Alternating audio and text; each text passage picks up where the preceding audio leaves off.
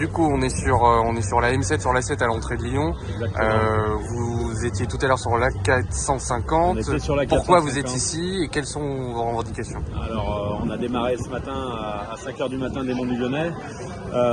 C'est un mouvement autonome qui s'est réenclenché ce week-end. Les annonces qui ont été faites par le gouvernement et notamment par monsieur le Premier ministre nous satisfont complètement pas. Donc on a décidé de se remobiliser parce que l'agriculture française est complètement en danger et quand on entend qu'à la suite du Covid, c'est important d'avoir une souveraineté alimentaire en France. D'ici quelques années, il n'y aura plus d'agriculteurs dans notre pays, donc on n'y arrivera pas. Donc les vraies décisions, c'est maintenant qu'il faut les prendre. Beaucoup abandonnent, on n'arrive plus à transmettre nos exploitations, ça devient très compliqué de travailler.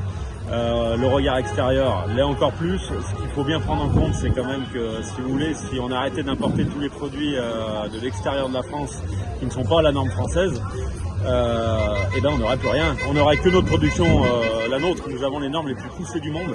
Et ça, quand on nous remplit encore des normes, et qu'en face de ça, on voit rentrer les produits étrangers et que ça met une pression, qu'on a une pression administrative terrible, que nos agriculteurs n'arrivent pas à se rémunérer.